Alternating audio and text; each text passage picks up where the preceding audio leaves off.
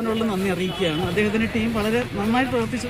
ഇത്രയും വേഗത്തിൽ തന്നെ ഈ കാര്യങ്ങൾ കോടതിയിൽ സത്യസന്ധമായ കാര്യങ്ങൾ കോടതിയിൽ എത്തിച്ചത് ജയരാജ് സാറിൻ്റെ ടീമിനോടുള്ള നന്ദി അറിയിക്കുക. അത് അത്യപൂർവമായ കേസ് തന്നെയാണിത്.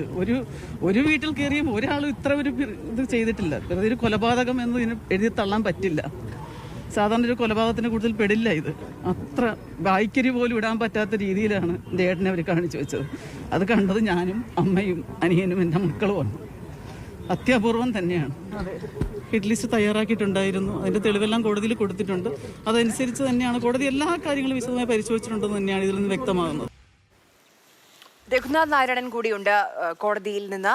രഘു, ഇപ്പോൾ കുടുംബം പറഞ്ഞതുപോലെ അത്യപൂർവങ്ങളിൽ അപൂർവമായ കൊലപാതകമാണ്. രാഷ്ട്രീയ കൊലപാതകങ്ങൾ നമ്മൾ പലത് കേട്ടിട്ടുണ്ടെങ്കിലും ഈ രീതിയിൽ പൈശാചികമായ രീതിയിൽ ഒരു കുടുംബത്തിന്റെ മുന്നിലിട്ട് ഇങ്ങനെ കൊല ചെയ്യുന്നത് ഒരുപക്ഷെ കേരളം ഞെട്ടിയ ഒരു ദിവസമായിരുന്നു അന്ന്. എല്ലാ തെളിവുകളും കൃത്യമായി കോടതിയിലേക്ക് എത്തിക്കാൻ കഴിഞ്ഞു പോലീസിന്റെ മികവ് കൂടി എടുത്തു പറയേണ്ട ഒരു കാര്യമാണ് ഈ കേസിൽ.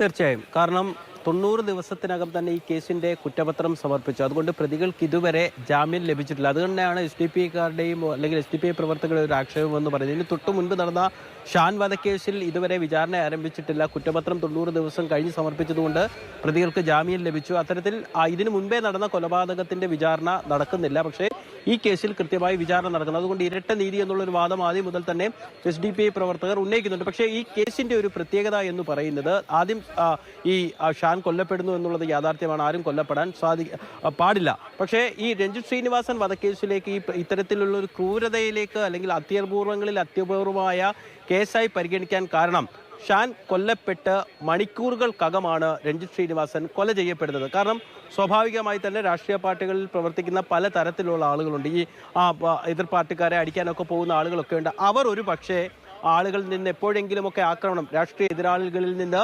ആക്രമണം നേരിടാം എന്നുള്ളൊരു ചിന്ത, ഒരു ബോധം അവർക്ക് എപ്പോഴും ഉണ്ട്. ഉറങ്ങുമ്പോൾ പോലും അവർക്കുണ്ട്. പക്ഷേ ഈ രഞ്ജിത്ത് ശ്രീനിവാസനെ സംബന്ധിച്ചിടത്തോളം അദ്ദേഹം ആറാട്ടുപുഴ എന്നുള്ള തൃക്കുന്നപ്പുഴ പോലുള്ള ഒരു മത്സ്യ മേഖലയിൽ നിന്ന് വളർന്നു വന്ന് അഭിഭാഷക വൃത്തി ചെയ്യുന്നതിനിടയിലൂടെ രാഷ്ട്രീയ പ്രവർത്തനം നടത്തുന്ന ആളാണ്. അദ്ദേഹം ഒരു ഫുൾ ടൈമർ ആണെന്നും നമുക്ക് പറയാൻ പറ്റില്ല. അപ്പോൾ ഒരു സ്വപ്നത്തിലോ അല്ലെങ്കിൽ വിദൂര സ്വപ്നത്തിൽ പോലോ രഞ്ജിത്ത് ശ്രീനിവാസൻ അദ്ദേഹത്തിന് ആക്രമിക്കപ്പെടും എന്നുള്ളൊരു ചിന്തയില്ല. പോലീസിന് പോലും അതുണ്ടായിരുന്നില്ല. കാരണം രഞ്ജിത്ത് ശ്രീനിവാസൻ ഏതെങ്കിലും രീതിയിൽ ഈ പോപ്പുലർ ഫ്രണ്ട് പ്രവർത്തകരുമായിട്ടോ SDPI പ്രവർത്തകരുമായിട്ടോ കായികമായോ അല്ലെങ്കിൽ രാഷ്ട്രീയമായോ ഒരു ഘട്ടത്തിലും നേരിട്ട് ഫൈറ്റ് ചെയ്യുന്ന ഒരു സ്ഥിതി ഉണ്ടായിട്ടില്ല. പക്ഷേ അതാണ് ഈ കൊലപാതകത്തിന്റെ ഏറ്റവും വലിയ പ്രത്യേകത, അല്ലെങ്കിൽ ഇത് അത്യപൂർവങ്ങളിൽ അത്യപൂർവമായ കേസായി പരിഗണിക്കാനുള്ള കാരണവും. അതായത് പോലീസിന്റെ അന്വേഷണ റിപ്പോർട്ട് പ്രകാരം കേരളത്തിൽ എവിടെയെങ്കിലുമൊക്കെ പോപ്പുലർ ഫ്രണ്ട് പ്രവർത്തകരോ SDPI പ്രവർത്തകരോ ആക്രമിക്കപ്പെട്ടാൽ ആരെയൊക്കെ തിരിച്ചടിക്കണം, ആരെയൊക്കെ വേഗത്തിൽ എത്തിപ്പെടാൻ സാധിക്കും എന്നുള്ള കൃത്യമായ ഹിറ്റ് ലിസ്റ്റ് തയ്യാറാക്കി വെച്ചുകൊണ്ട് അവരുടെ വീടുകൾ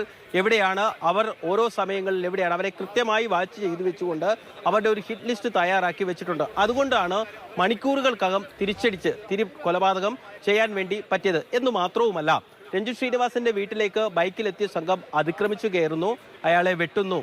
എന്നിട്ട് മഴ കൊണ്ട് നമ്മൾ സാധാരണ വലിയ പാറക്കല്ലുകളൊക്കെ അടിച്ചു പൊട്ടിക്കാൻ ഉപയോഗിക്കുന്ന വലിയ കൂടം കൊണ്ട് അയാളുടെ തല അടിച്ചു പൊട്ടിക്കുകയാണ് ചെയ്തത്. ഇതിനുശേഷം മുഖത്തുൾപ്പെടെ ചന്നം പിന്നെ വെട്ടി. അദ്ദേഹത്തിന്റെ ഭാര്യ പറഞ്ഞതുപോലെ തന്നെ വായ്ക്കരിയുടെ ഹിന്ദു ഒരു വിശ്വാസപ്രകാരം അവസാനമായി നമ്മളുടെ പ്രിയപ്പെട്ടവർക്ക് നൽകുന്ന ഒരു ആചാരമാണ് വായ്ക്കരിയുടെ അരിയും പാലും ഒക്കെ ചേർത്ത് നമ്മൾ വായിൽ വെച്ചു കൊടുക്കും. അതിടാൻ പോലും അദ്ദേഹത്തിന്റെ മുഖമുണ്ടായിരുന്നില്ല. അത്രയ്ക്ക് രൂക്ഷമായ രീതിയിൽ, ക്രൂരമായ രീതിയിൽ വെട്ടി മുറിച്ചു.